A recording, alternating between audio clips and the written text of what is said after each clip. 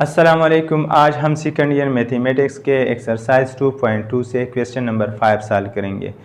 इस क्वेश्चन में हमें पैरामीट्रिक कर्व्स को स्केच करने का बताया जा रहा है।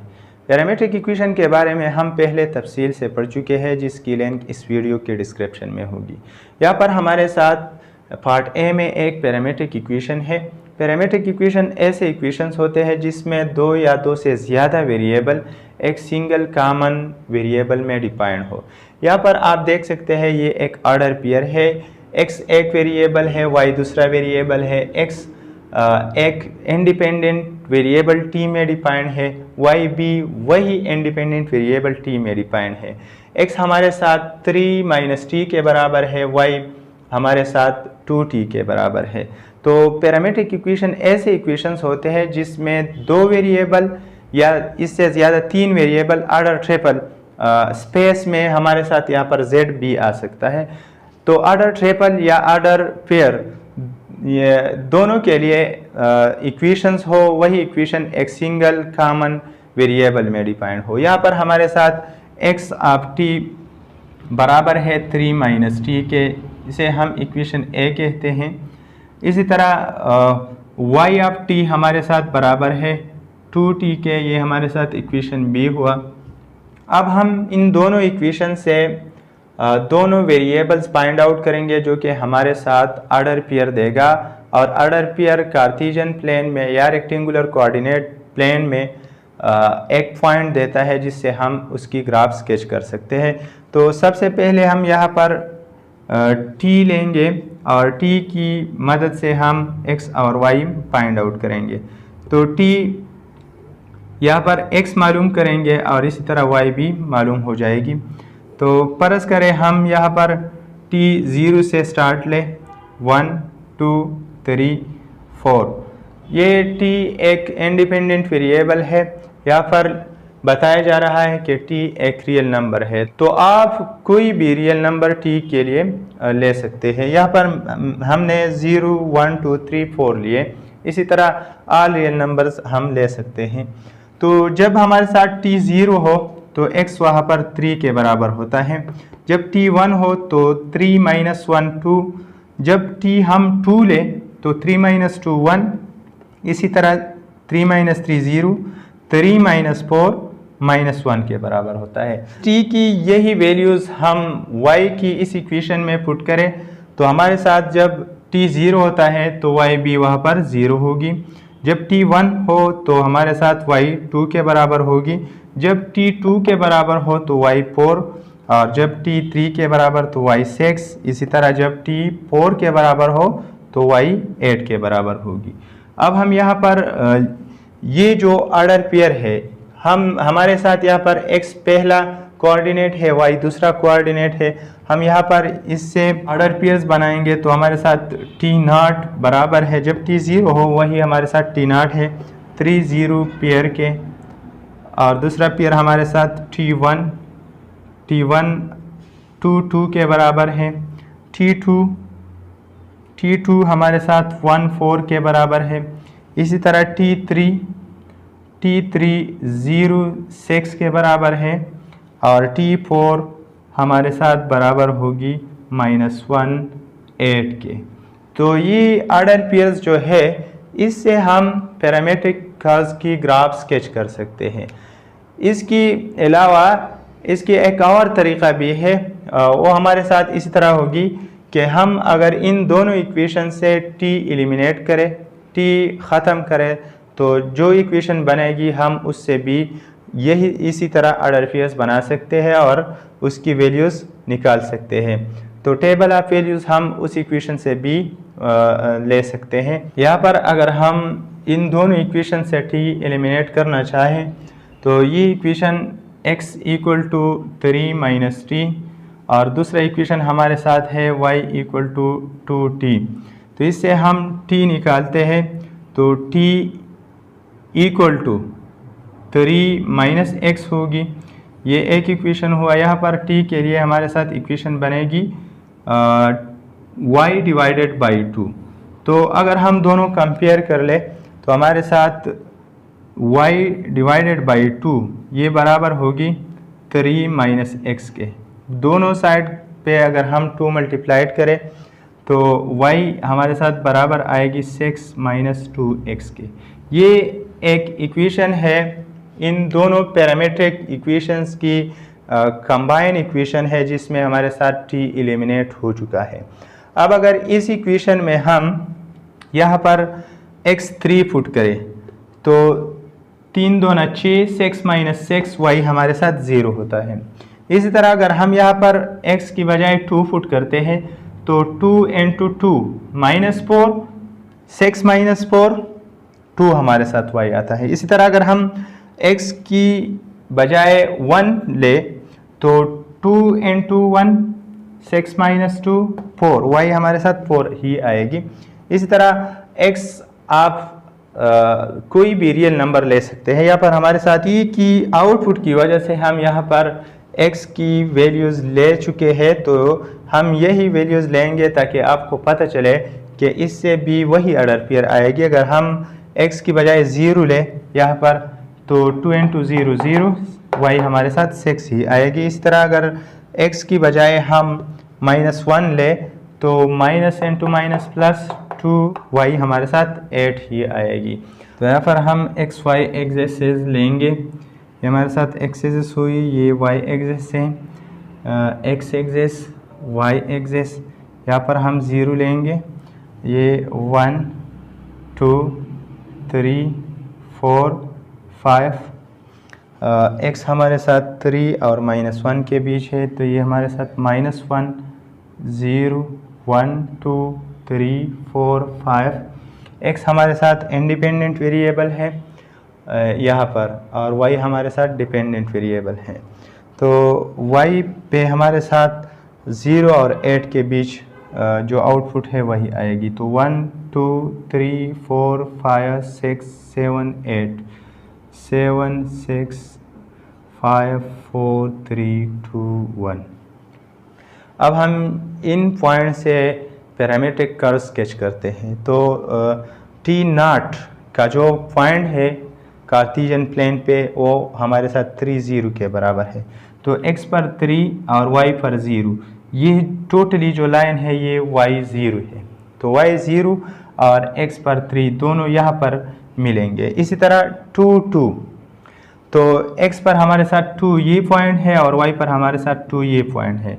तो x पर हम इससे आगे पीछे नहीं जाएंगे, सीधा ये लाइन हमारे साथ x = 2 है, और y पर हम इससे ऊपर नीचे नहीं जाएंगे, तो ये हमारे साथ y = 2 है। दोनों यहाँ पर एक दूसरे को इंटरसेक्ट करती हैं, तो ये हमारे साथ ये T0 है और ये हमारे साथ T1 है। अब T2 1 4 के बराबर है, तो T2 x पे 1 y पे 4 1 4, तो ये हमारे साथ 1 और ये हमारे साथ 4 दोनों यहाँ पर इंटरसेक्ट हो जाएगी, तो ये हमारे साथ T2 का पॉइंट है। इसी तरह T3 0 6, तो T3 पॉइंट x पे 0, ये y एक्सिस का जो लाइन है ये x 0 है, और ये x एक्सिस का जो लाइन है ये y 0 है। तो यहाँ पर हमारे साथ x पे 0 और y पे हमारे साथ 6 है, तो ये पॉइंट होगी T3 का।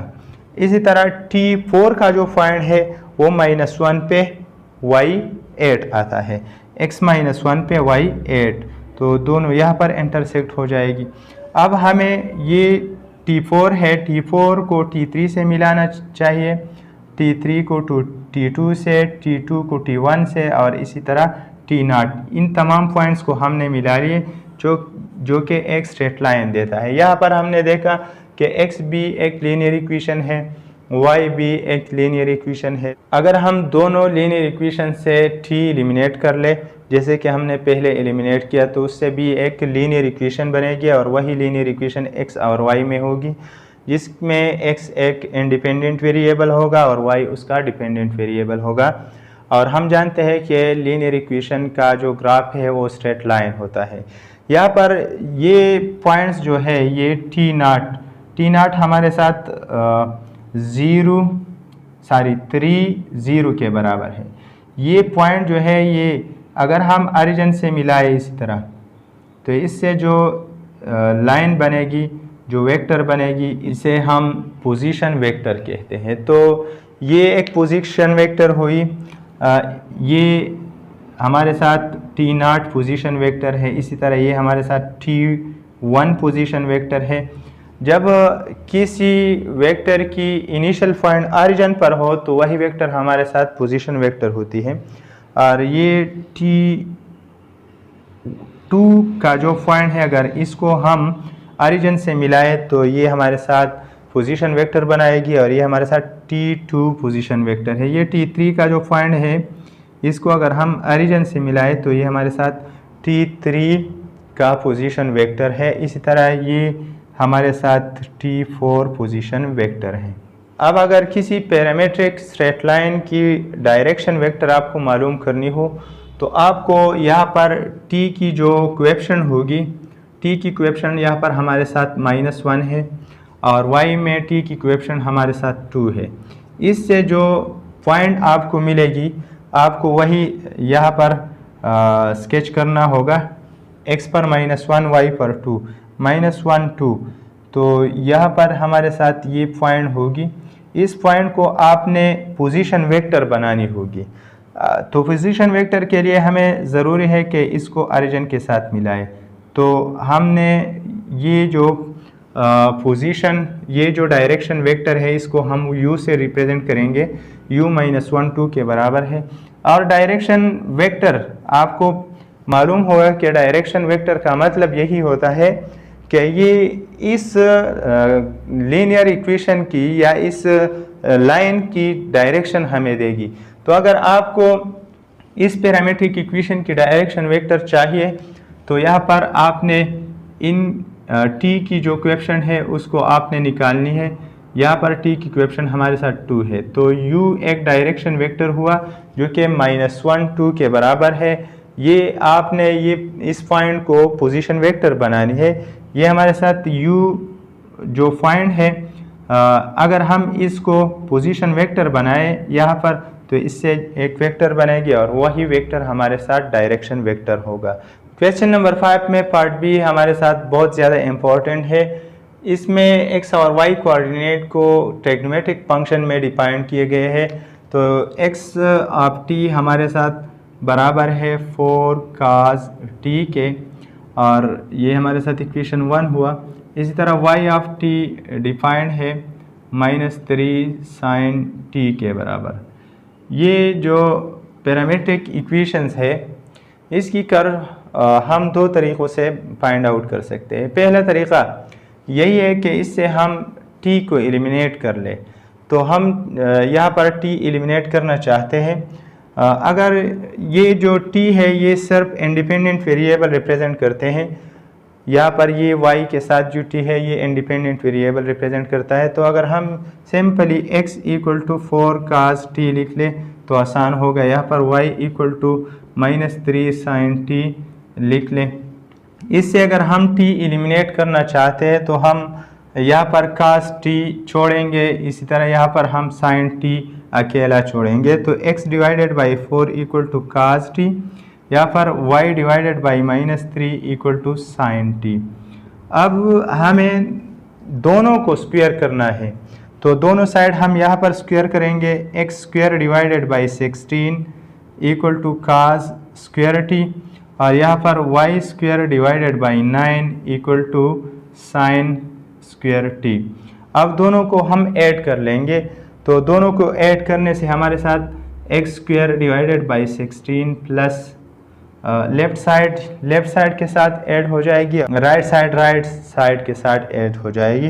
तो x² / 16 plus y² / 9 = cos t plus sin t, क्योंकि ये बेसिक ट्रिग्नोमेट्रिक आइडेंटिटी है जो कि 1 के बराबर है। तो इससे हमारे साथ एक इक्वेशन बनेगी x² / 16 प्लस y² / 9 = 1। अब हम यहाँ से इसकी कर्व स्केच कर सकते हैं। ये जो इक्वेशन है ये हमारे साथ एलिप्स की इक्वेशन है। एलिप्स एक ओवल शेप्स का होता है जिसे हम बीजवी शेप कहते हैं। और उसकी जो स्टैंडर्ड इक्वेशन होता है वो हमारे साथ x square divided by A square plus y square divided by B square equal to 1 होता है। हम एलिप्स को चैप्टर नंबर 9 में तफसील से पढ़ेंगे, लेकिन यहाँ पर हम इसको थोड़ा डिस्कस करते हैं। एलिप्स हमारे साथ इसी तरह की शेप देता है। ये एक शेप इसका इसी तरह होता है और दूसरा शेप हम यहाँ पर इसी तरह इसकी शेप होती है। दो तरह की शेप्स बेसिकली होती है। इसमें हमारे साथ हम जानते हैं कि ये जो एक्स एक्सिस है ये इसका मेजर एक्सिस है और यहाँ पर ये जो वाई एक्सिस है तो एलिप्स की मेजर एक्सिस वाई एक्सिस है। यहाँ पर इस एलिप्स की मेजर एक्सिस एक्स एक्सिस पर है। यहाँ पर हम देखेंगे कि हमारे साथ अगर ए बी से ग्रेटर हो तो ए इंटरसेप्ट है एक्स इंटरसेप्ट की और यहाँ पर बी जो है ये इंटरसेप्ट है वाई इंटरसेप्ट ही, वाई एक्सिस की इंटरसेप्ट है। तो अगर ए ग्रेटर देन बी हो तो एक्स एक्सिस उसकी मेजर एक्सिस होगी और अगर बी ग्रेटर देन ए हो तो फिर उसकी मेजर एक्सिस वाई एक्सिस होगी, क्योंकि ये ए और बी उसकी इंटरसेप्ट है। ए एक्स इंटरसेप्ट है और बी वाई इंटरसेप्ट है। तो यहाँ पर अगर हम ए स्क्वायर इक्वल टू 16 ले तो ए हमारे साथ प्लस माइनस 4 आता है। इसी तरह अगर बी स्क्वायर हम 9 को इक्वल करें तो बी हमारे साथ प्लस माइनस 3 के बराबर आता है। अब हमने देखा कि इसकी मेजर एक्सिस कौन सी एक्सिस होगी। ए हमारे साथ एक्स के डिवीजन में है तो ए एक्स इंटरसेप्ट है और एक्स इंटरसेप्ट पे हम 4 यूनिट डिस्टेंस पे जाएंगे तो ये हमारे साथ एक्स एक्सिस उसकी मेजर एक्सिस होगी। यहाँ पर बी स्क्वायर को हम वाई स्क्वायर की डिवीजन की वैल्यू के बराबर लिया है तो यहाँ पर बी हमारे साथ प्लस माइनस 3 के बराबर है। तो जो वाई इंटरसेप्ट है उस पर हम 3 यूनिट्स डिस्टेंस पे जाएंगे तो हमें पता चला कि इसकी जो माइनर एक्सिस होगी वो वाई एक्सिस होगी और इसकी जो मेजर एक्सिस होगी वही हमारे साथ एक्स एक्सिस होगी। तो इसकी जो शेप है वो इसी तरह होगी। अब यहाँ पर हम तफसील से 9 चैप्टर में एलिप्स को पढ़ेंगे। इसकी फोसाई के बारे में पढ़ेंगे, इसकी सेंटर के बारे में पढ़ेंगे, इसकी extremities of minor axis, extremities of major axis, इस तरह डायरेक्ट्रिक्स, एसेंट्रिसिटी, एजेम्प्टोर्स एटसेट्रा, इसके बारे में हम तफसील से पढ़ेंगे। इसकी इक्वेशन की डिराइवेशन के बारे में भी तफसील से पढ़ेंगे। अब हमने देखा कि इसकी जो मेजर एक्सिस है ए एक्स की डिवीजन में है और वो बी से ग्रेटर है तो मेजर एक्सिस एक्स इंटरसेप्ट होगी और एक्स इंटरसेप्ट हमारे साथ 4 के बराबर है। तो 1.4 यहाँ पर एक्स इंटरसेप्ट होगी, दूसरा एक्स इंटरसेप्ट हमारे साथ -4 पर होगी और जो वाई इंटरसेप्ट है वो हमारे साथ +3 और -3 पर है। तो यहाँ पर +3 और -3 पर ये वाई इंटरसेप्ट है। अब हमें इन पॉइंट्स को मिलाना है तो यहाँ पर हम इसी तरह मिलाएंगे इसको और फिर इसको यहाँ पर मिलाएंगे और इसी तरह ये जो शेप बनी है ये हमारे साथ एलिप्स की है जिसकी मेजर एक्सिस एक्स एक्सिस है और माइनर एक्सिस वाई एक्सिस है।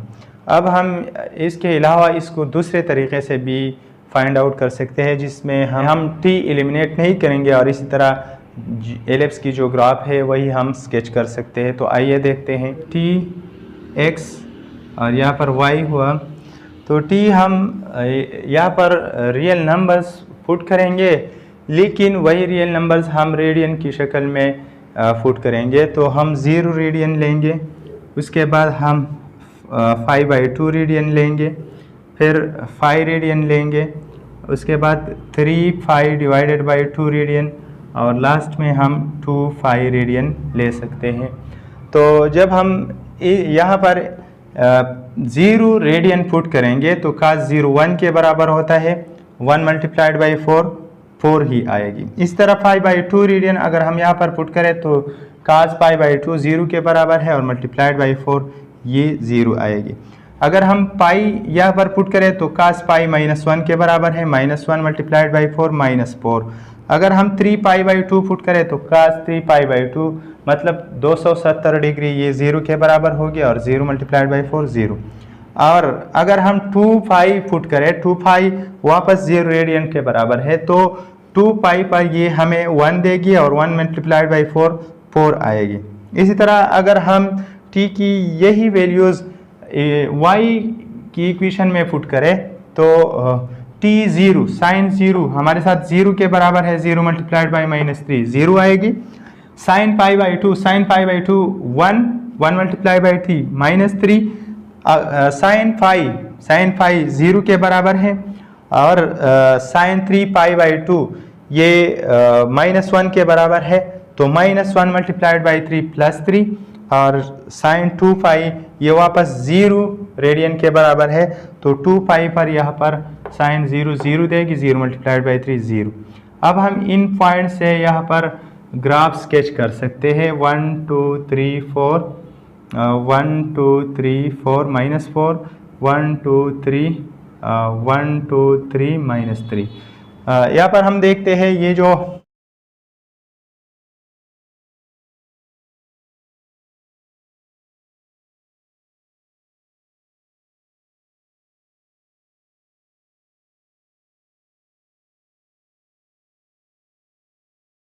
तो यहाँ पर t0 पॉइंट जो है ये 4 0 है, x पर 4 y पर 0, ये हमारे साथ t0 हुआ। t5/2 0 -3 x पर 0 y पर -3 तो ये हमारे साथ t5/2 है। और t -4 x पर -4 y पर 0 ये हमारे साथ t हुआ। और t3π/2 ये 0 3 के बराबर है, x पर 0 y पर 3 ये है t3π/2। और t2π वापस हमारे साथ 4 0 के बराबर है, 4 0 ये हमारे साथ t0 और t2π दोनों बराबर है।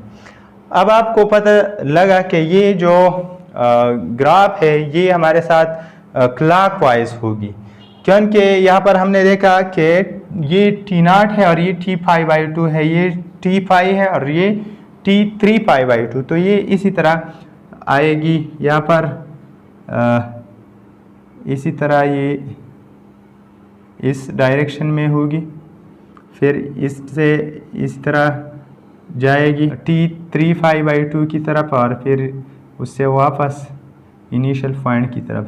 तो ये जो ग्राफ बना है ये एलिप्स की ग्राफ है जो कि दूसरे तरीके से हमने स्केच किया।